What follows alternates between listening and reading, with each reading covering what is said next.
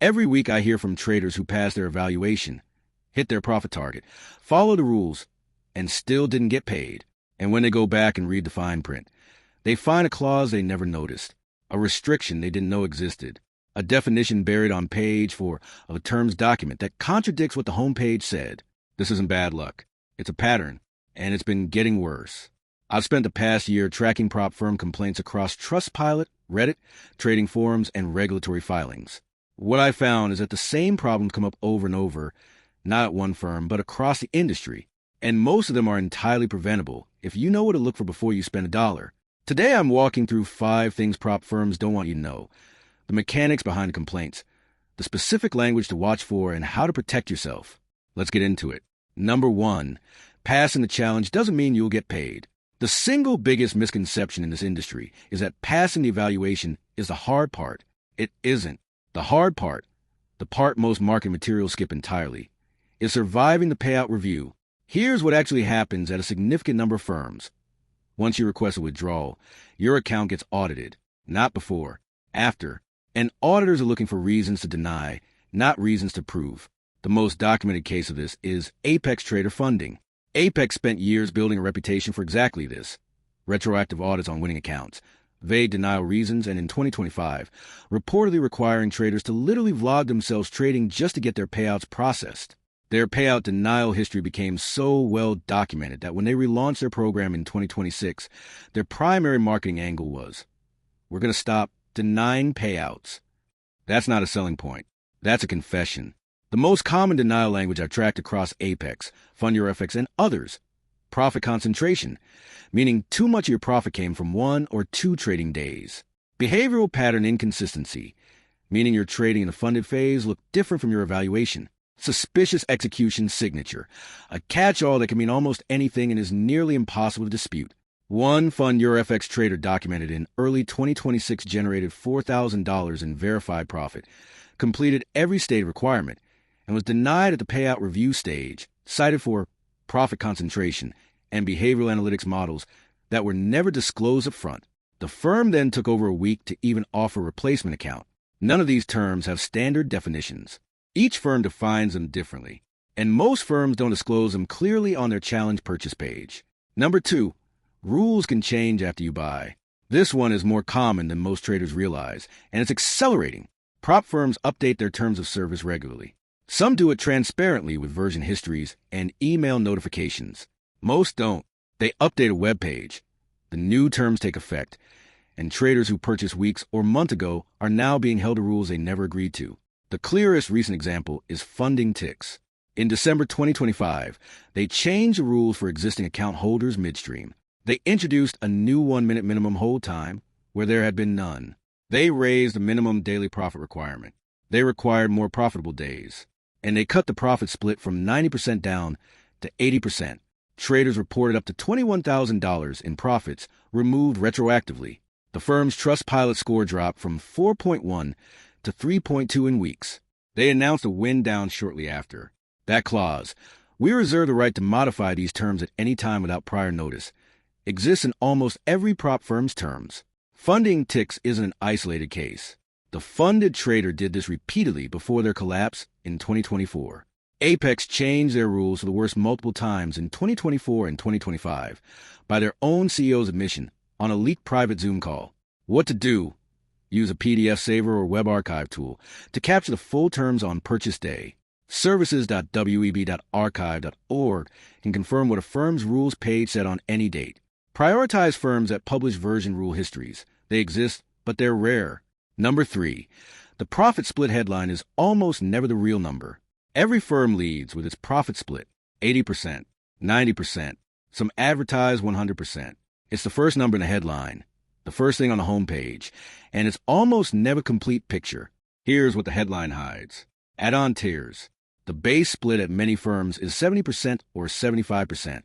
The 90% or 95% headline requires purchasing an add-on, sometimes a checkout, sometimes as a separate upgrade. You don't find out until you're already in the purchase flow. Spread markup. Some firms operate on a markup model, meaning the spread you trade is wider than the underlying market. That markup comes directly out of your P&L before any split is calculated. A 90% split on a marked up account can net you less than an 80% split on raw spread, processing fees, and payout windows. Apex charges a 15% processing fee on your first payout, then 4% on every subsequent withdrawal. That's not in the headline either.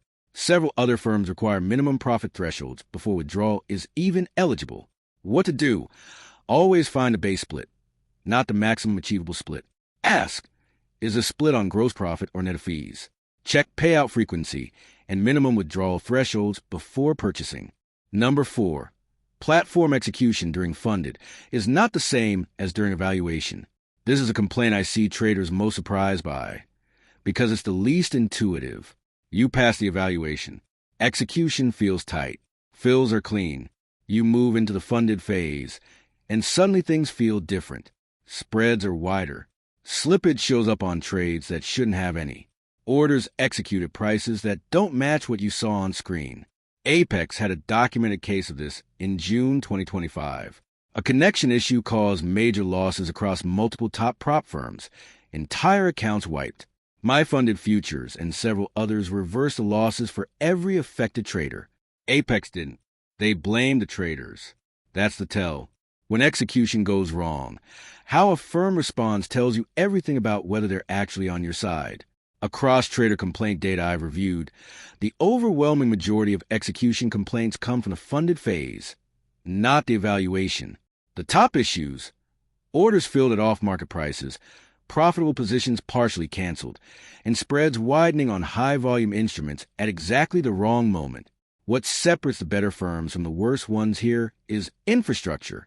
Firms running on regulated broker infrastructure or institutional-grade platforms like Rhythmic for futures have less room to manipulate execution because the underlying liquidity is real and verifiable. Firms operating on fully proprietary systems have more.